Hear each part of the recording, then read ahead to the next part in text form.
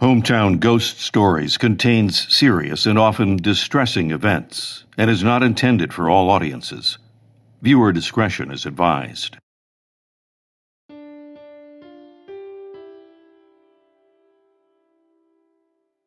Jenna looked up at the painting of the crying boy she had just placed on the wall. While at the flea market with friends, it had caught her eye, and at the price of £3, she just couldn't pass it up. Her friends told her it was creepy, and she was crazy for wanting it, but it was almost calling to her. She had to have it. Now that she was home alone, though, staring at this painting, she started to feel a bit uneasy. Maybe it was a bit creepy. She decided to sleep on if she wanted to keep it up and address it in the morning. Around 2 a.m, she awoke to the sound of a smoke detector going off. She began to cough and saw smoke pouring into her bedroom. Panicking, she managed to get a window open and escape the blaze. She was standing on the sidewalk as the fire department pulled up and began to fight the fire. She informed them she was the only one in the house as she collapsed to a sitting position on the ground and watched everything she owned go up in flames. A few days later, she returned to the charred house to take a look through the wreckage to see if anything was salvageable. As she sifted through the burnt-out remains of her possessions, something caught her eye. Jenna approached the object and turned it over. Staring back at her was the completely unburnt painting of the crying boy, and she could swear that a small grin was now on his face. I'm Rob Coakley, and this is Hometown Ghost Stories, Cursed Possessions, the painting of the crying boy.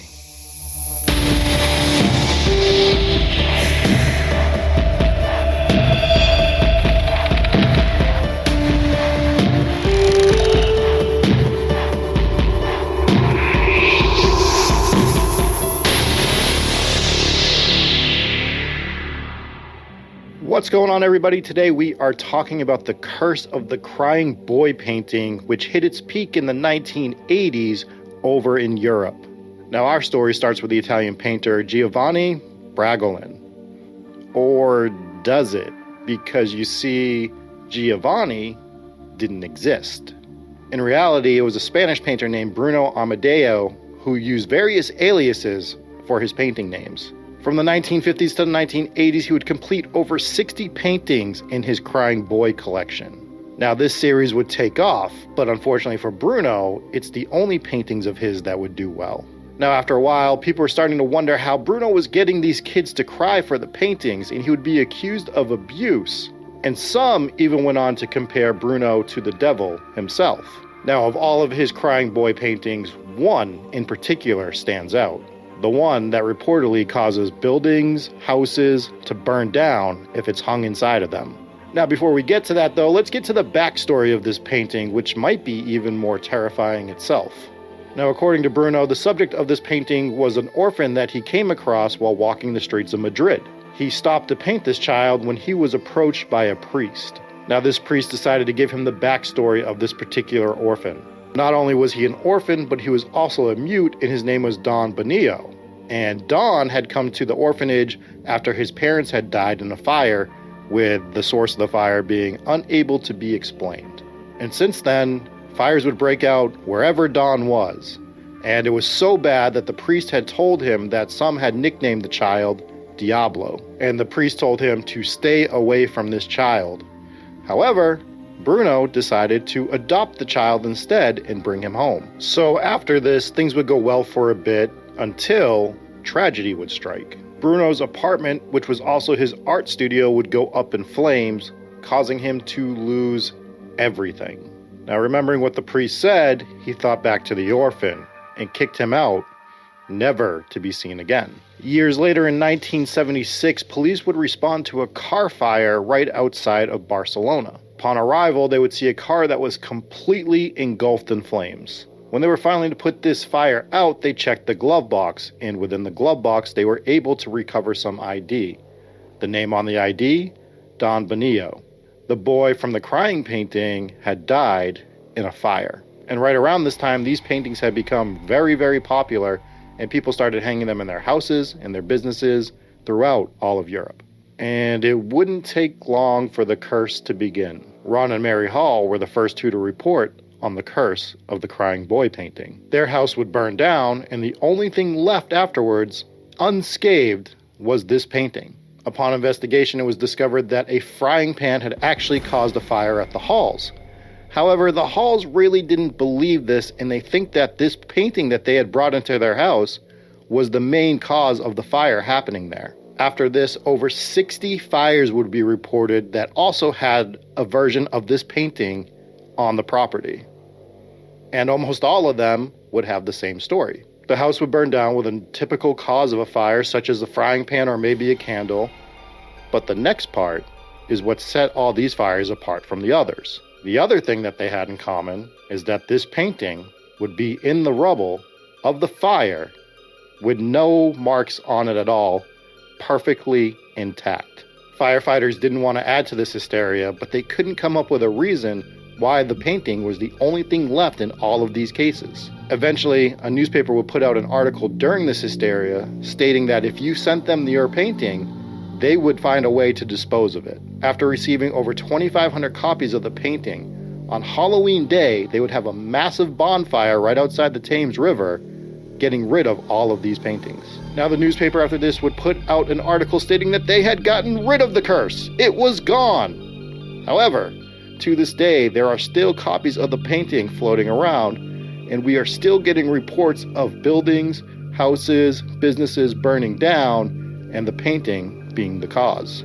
One of the unfortunate byproducts of this is that the painter Bruno Amadeo would also be negatively affected for the rest of his life, as people wouldn't buy his paintings anymore, thinking that they would all be cursed. So what do you think? Do you think that this is a curse, or do you think that people were just trying to get into the newspaper? Now, myself, Dave, and Jesse are about to talk about this and give our thoughts, but we want to know what you think. So leave a message in the comments, shoot us an email. That way we can compare, and you can see whose side you're on, myself, Dave, or Jesse, right now.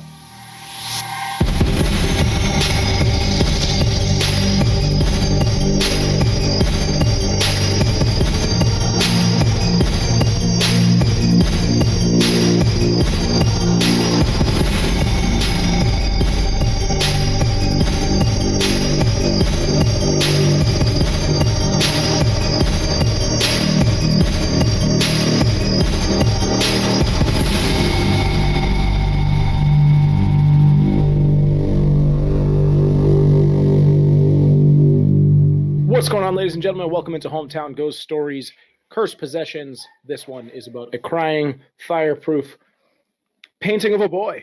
And I am a boy, and I'm joined by Rob, who's also a boy. Hello, Rob. I am also a boy, and we are joined by Dave, who is also a boy. This is all very true. Mm-hmm. It looked like I was going to say something there, but I wasn't. I psyched you out. This is one of my favorite cursed possessions. I've been a fan of this. I've been a fan of this guy's work for a while. I've followed along with the curse. It has always caught my eye. I had thought about covering it on a few of these. And for once, Rob stole one from me instead of me always stealing them from Rob. So now I know how it feels. And is that true? You were sorry to step on you setting my house on fire, but is this true? You've always been into these paintings? Like this is it's been just one of the cursed things that I've followed along with. Okay. So I know yeah, you made that sound like I'm a big fan of the artist. Yeah, you're like all like cultured and shit. Yeah, you're like, I just really like this artist, and I enjoy crying children so much. This wall that I have behind me was designed. It was not. It was I frequently just make my kids cry, and that's enough for me. So just because of the inspiration from the paintings. Good. I'm glad we've picked up on this child abuse on this episode, so that's good. That's an interesting angle, though, is that people are like, well, how are you getting these kids to cry? I mean, he could have had a picture of a crying kid and painted the picture, right? Is that... Or, you could just imagine what a kid looks like crying. Yeah, because like pout, add the tears in. Yeah, a lot of them, they have their hands over their face and stuff. It's like, that's not that hard to imagine. Yeah. Like I'm looking at one right now. He's a kid with this. He's kind of doing this with his hand underneath his chin, and it looks like a picture where he just added the tears and they weren't. Okay. You're looking at pictures of his artwork. I thought you were just Googling pictures of kids crying. No. Concerned about your internet search history. That's that would be a very interesting search history for people to find of yours, to be perfectly honest. Yeah, no, I try not to search for too many pictures of children crying because it's just a sad thing to think about, really. It is. What I found amusing about this whole story, the fire marshal or whoever, I don't know when this was, I don't remember when was this? This 80s, Like you said, right? the 80s-ish. Yeah. So like a fire marshal was like, here, we think this is a grease fire, probably started in a frying pan. And they were like, I find that kind of hard to believe. Here's what we think. We think it was a painting that started it. And they're like, oh, painting. Okay, well, show, just like, what makes you think that? Is the painting all charred up? Maybe that's where the fire started. And they're like, no, here's the painting completely untouched by fire. And the fire marshal was like, and you think this is where the fire started? Not a grease fire? It's like, how did you get there? To be fair, they're saying that it's not necessarily the cause, but it's the reason, I guess.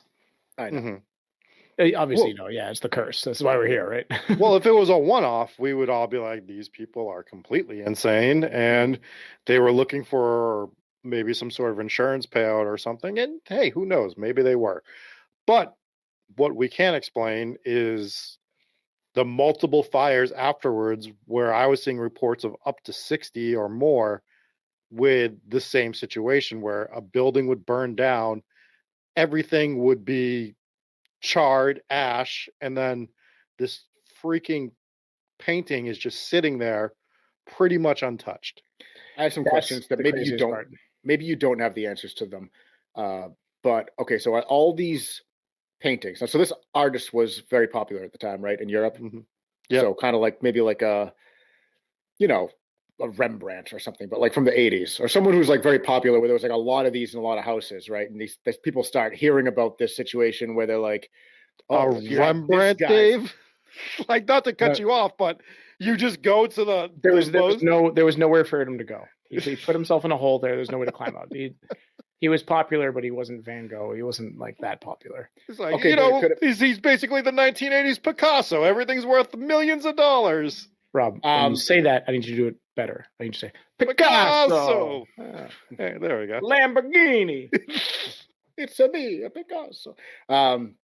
He was more of a Prius. Like no, but whatever. So if he was a popular, I know obviously Rembrandt is obviously like extreme, but if he was like a popular artist at the time, and were these paintings that were being found, were they originals or were they prints? No, these were prints. Okay, so I mean, this could have been something that was in every house at the time, popular in the 80s. Yeah, so in some of these fires, they may never have found the print because it could completely burnt away, and maybe it just so happened that in some of these, I don't think, if we're going to jump straight into is it a curse or not, I lean towards yes, but I would say that like I don't think a print would carry the curse. I would feel like it would have to be an original painting for it to be part of the curse, but. I feel like my point was, this is something that was in everybody's house at the time anyway. That could just be people whose someone's house burns down. They say, "Oh, I had one of those prints." Mm-hmm. It's just like, of course you did. Everyone did. So now, like, yeah. So it would be like saying, "Okay, well, my house burnt down. I had pictures of my kids on the wall." And someone's like, "Oh my God, my house burnt down. I had pictures of my kids on the wall." Are pictures of your children cursed? Like, is having pictures of your kid on the house, hanging up in the house cursed? No, I would go out on a limb to say that it is not even close to that popular where everyone had the picture. Like being a popular painter. That was my question. Like how popular was it at the time? And if they were originals, that would be one thing. But if they're prints, and there was a lot of them, could just be coincidence, is what I'm saying. Mm-hmm. This is a live, laugh, love situation where like the people that have them, and there are everyone knows one or two of you psychopaths that have these in your walls on your kitchen. Just basic. Basic AF. But not everybody has it, right? So that was kind of what these were, most likely. Like maybe one person on your street or one every 3 streets had it or something like that. But yeah, not everybody, Dave. It's not like, and pictures of the kid, it'd be more like, oh, my house burnt down and I had pictures of my kid on my wall, but they were fine. And then you go, oh, my house burnt down too, and I had pictures of your kids on my wall. Is more of what that would be. Wait a second. I have more questions than just this fire. That's what that would be more like. So, Mhm. yeah, I don't know. I think it was prints. I don't think these were originals, but this was like the only thing that this guy sold was these paintings. Like any of his other art, nothing ever sold. He could only sell these crying children. That's probably why he did so many, right? Like we're like, oh, maybe he was a bad person. Like he called him the devil himself because he was hurting these kids, or they were projecting that he was hurting these kids or whatever. But it's like, yeah, but when he paints a fucking can of soup, you guys don't want to buy it. You guys just want this like these kids that are crying on your wall for Yeah, but some then again, reason. I'm not I'd buy shocked his that soup. the can of soup paintings didn't do so well. Editor's note: a Warhol painting of soup sold for $11.8 million. They did great. Some of the most expensive paintings are cans of soup. I hate modern art. Can we go off on that for a little bit? Like Sure. how bad some of this modern art is. Like there was a case of like this one painter, and he does like splatter painting, and some of it does look pretty cool.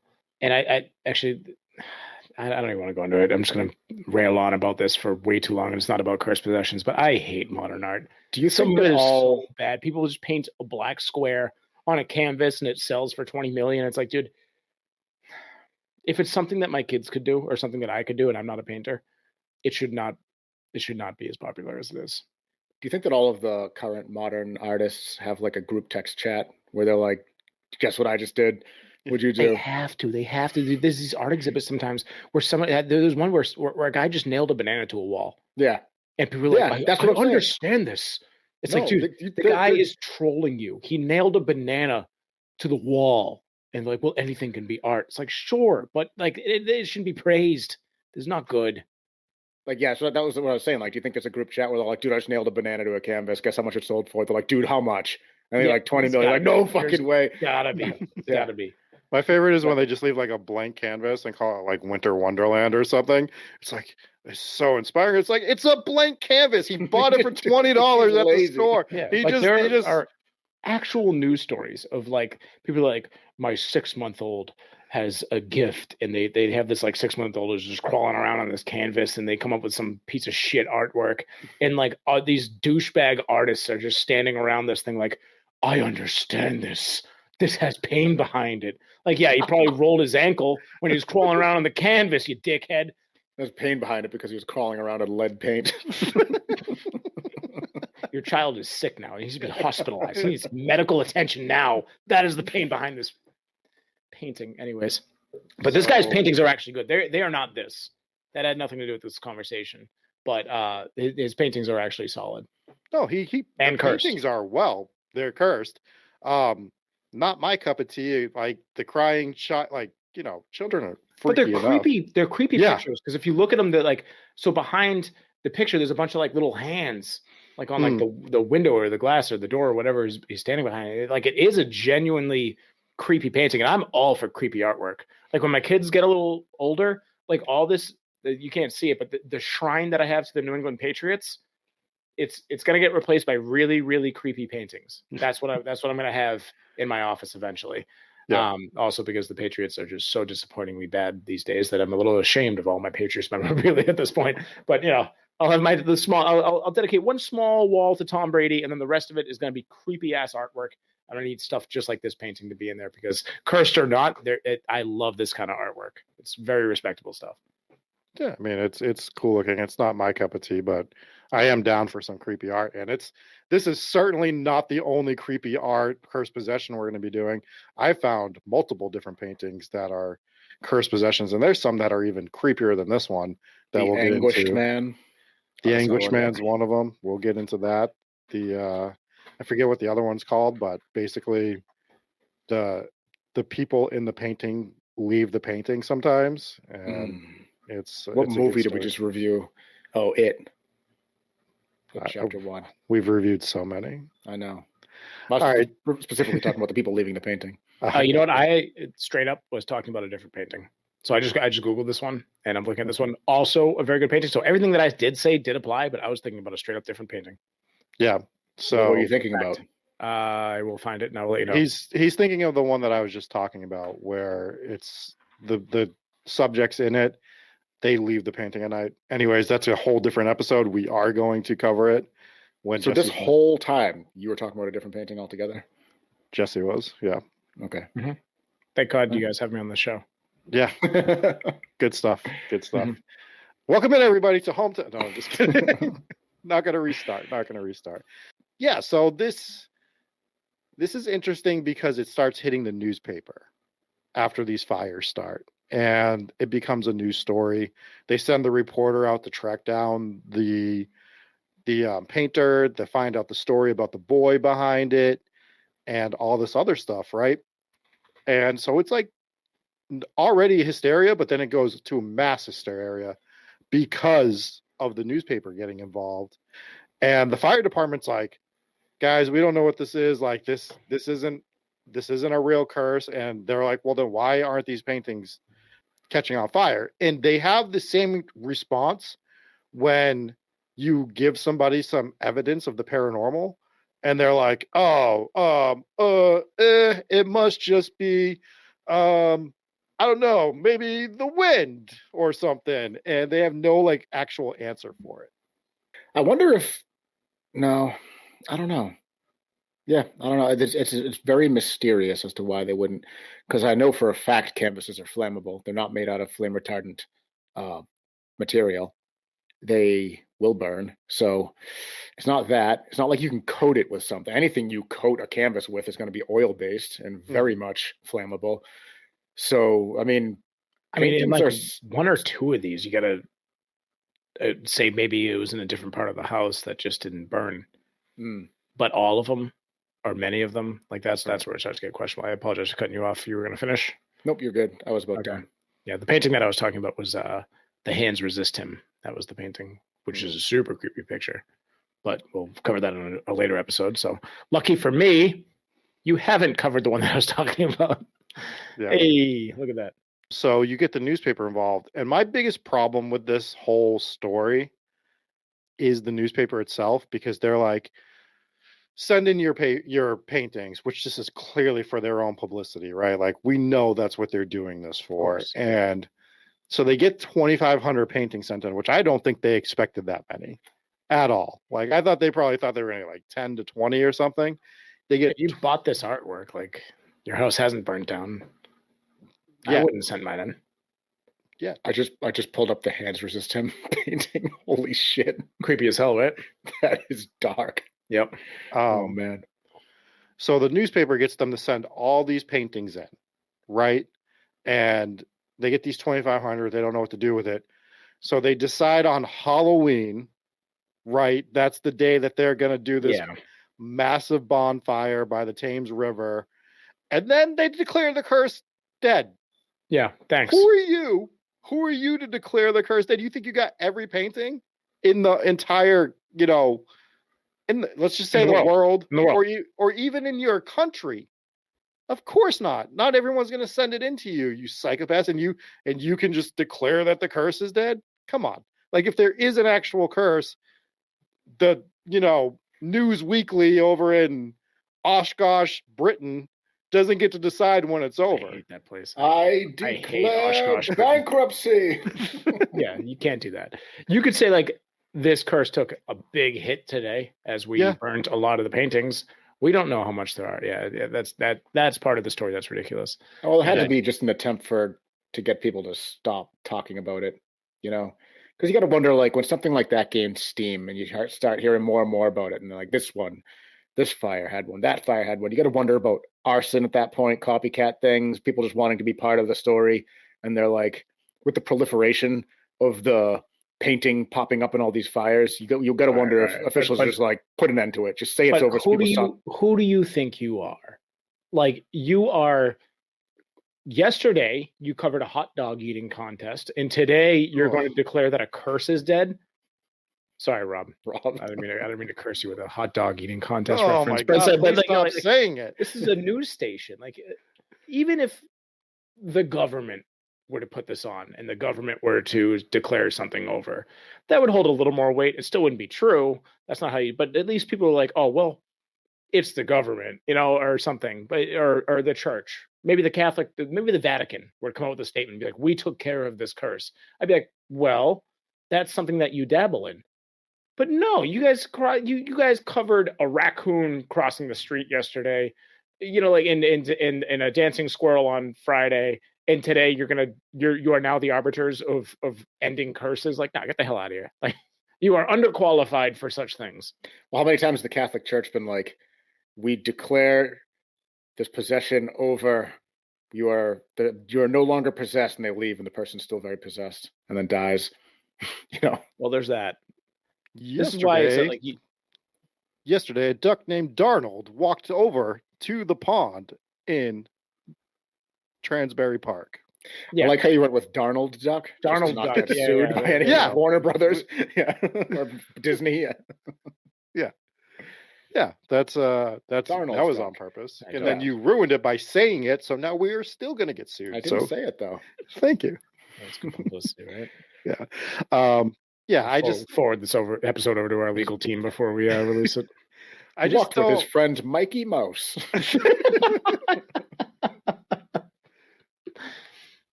And their dog Pluton. We can move on. Do a name, Jesse. Make one up on the command. I already got the painting wrong, so I don't have to get more things wrong today. All right. No, so like the newspaper, they were the ones perpetuating this. They were the ones that were reporting on this. They're the ones that are saying everything about this curse. And then, the curse is dead. So like they're building their story and building their own climax. That's my biggest problem. Yeah. It also sounds like someone up top was like, put a plug in it. We've run enough stories about this painting. Yeah. So yeah, it's just kind of like what bothers me. But I mean, when we start talking about, we don't like to see houses burned down, but we like to see consistency. I don't know. Have you seen a house burned down? It's awesome. All right. Well, I mean, obviously you feel bad for the family, but I mean, if your neighbor's house was burning down right now, Jesse's trying to get himself on an arsonist watch list. Yeah. What are you doing? Fire's so good. Oh my God. But when we see 60 houses burned down and they all are having the same reports of this fire being in the wreckage and being like the only thing that's still relatively pristine. Yeah, obviously that's a huge standout. You're kind of seeing like the same thing. Now, the other problem is some people were saying that it was different versions of his paintings. It wasn't always consistently the same one. So there are some variables in this that like will make you scratch your head a little bit, is what I would say. Cursed artist, if you will. I think a lot of it is probably coincidence, but if we want to jump into this part of it now, I would lean on this being a legitimate curse because, dude, like, okay, let's go back to the Swansea Devil. The fact that he survived one fire, we're like, that's cool, must be a curse. Or survived, that wasn't just a fire, he survived an entire bombing from the Nazis. But like, right, the fact that his building and his statue was untouched, we're like, that's cool. The prophecy came true, got to be a curse, right?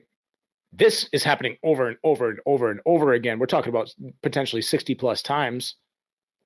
I find it hard to not consider this some sort of a curse. What are the logistics of it? I would find it more authentic if they were original paintings and not just prints.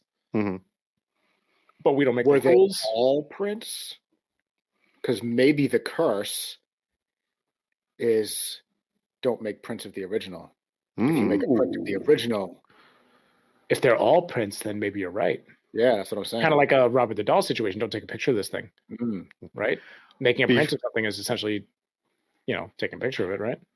Yeah, printing a picture of it. Before we get into if we think it's a curse or not individually, what are your guys' thoughts on like the whole backstory attached to this with the actual orphan and finding out that portion of it?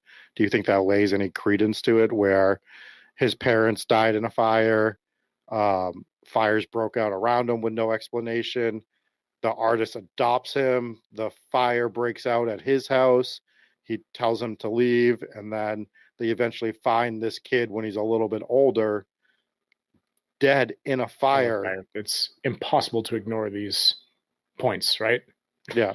Assuming that is actually all the way that it all went down without exaggeration, then I'm sold that it's a curse. How can you not?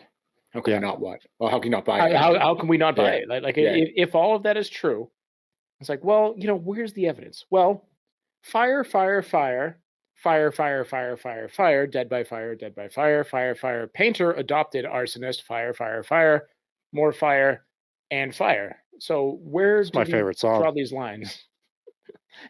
It's just everything leads back to one thing. It would be silly not to equate it to a curse.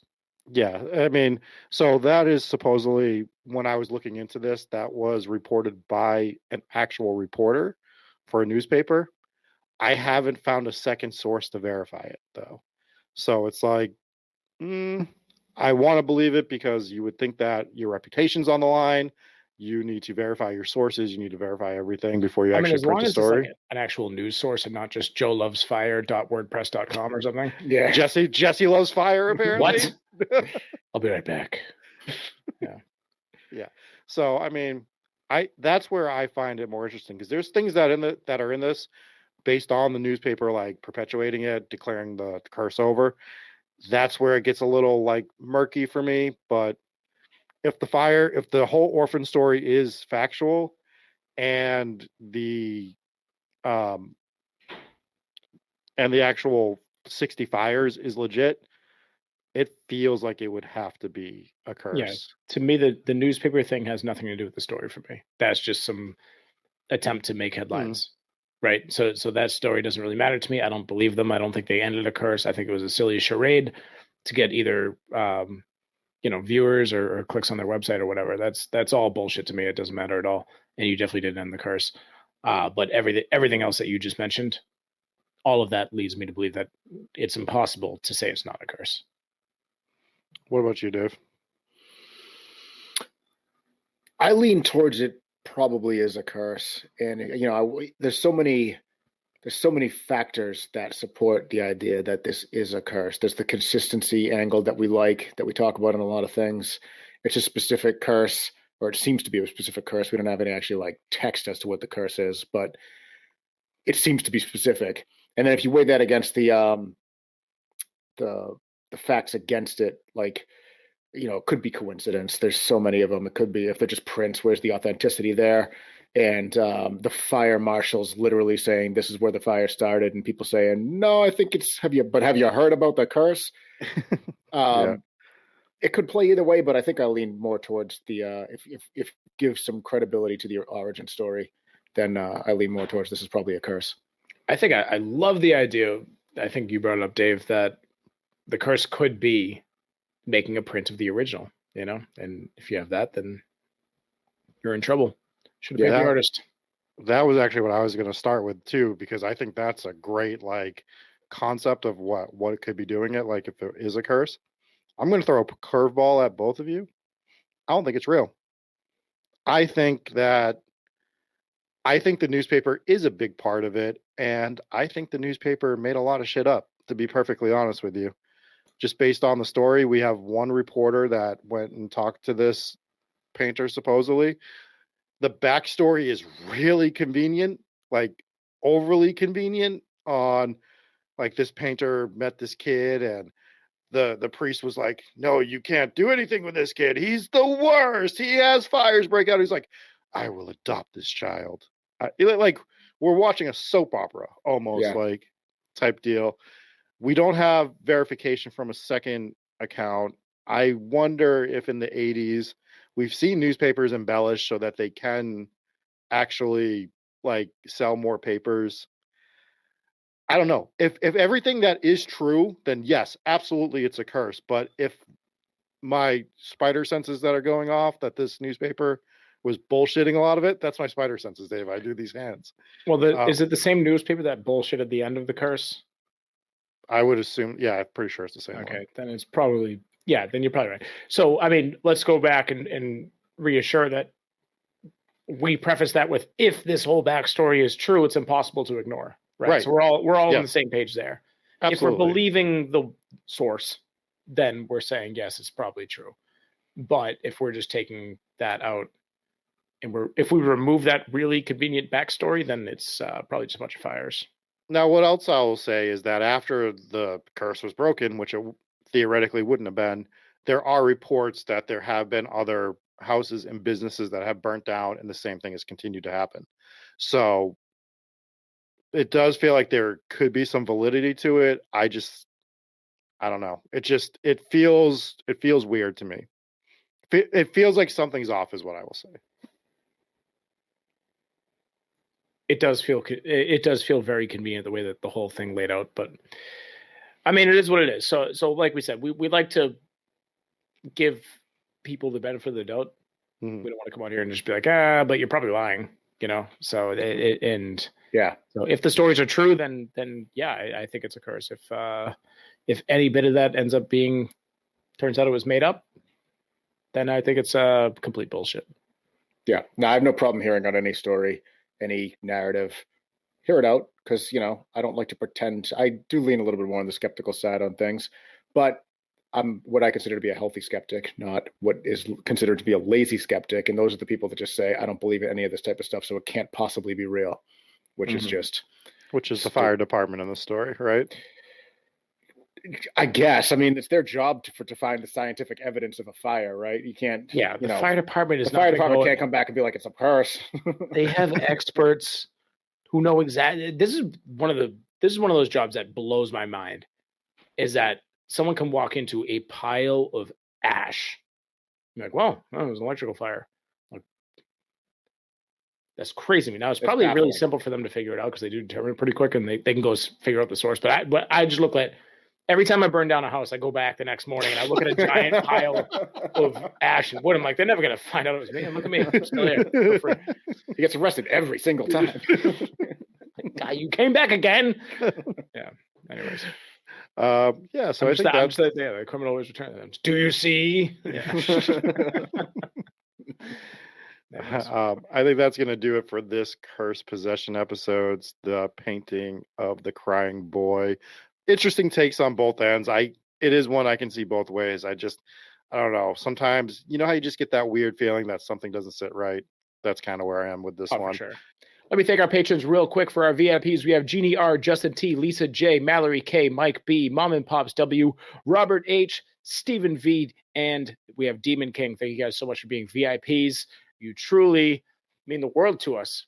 We love you. We also have Anna C, Even Better Hometown Ghost Stories. We have Garrett, Jake V, Rachel B, Stephanie A, Sydney B, Anthony Angry Dave Rocks T, Brandon W, Brennan B, Captain McSlugs, Cody G, Huggy Bear, Carrie Lee J, Mark M, Matthew T, Mariah M, Papa Squatch, Sarah, Dave Loves Bacon R, Sarah W, Solar Flare, Soph, and Hooper. Woo! Yeah, it's getting to be a mouthful. Thank you guys so much. For as little as $3 a month, you can get your name on this list and get thanked profusely from us here at Hometown Ghost Stories. If you join our $50 tier that's coming up, Jesse will come burn down your house. That is so prestigious. We're getting paid for this? Perfect.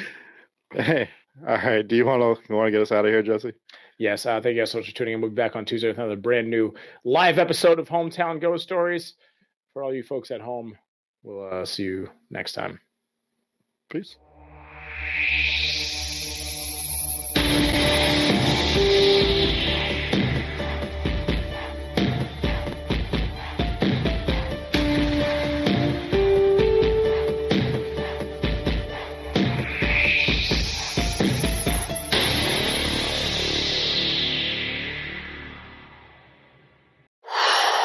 Hey everybody, Rob from Hometown Ghost Stories here. Wanted to thank you for checking out this piece of side content. If you really liked it, you can head over to Patreon, and for as little as $3 a month, you can get access to these a little bit early. Also, we are doing member-only stuff on Patreon, such as our History of Ghosts series, where we talk about like Andrios, Banshees. We let you know where they came from, their origin, some stories associated with them. It's a lot of fun. Until then, if you look over this shoulder here, you can find one of our earlier episodes, and if you look down here, we got another side content episode. Until next time, from Jesse, myself, and I guess even Dave, thanks for watching Hometown Ghost Stories.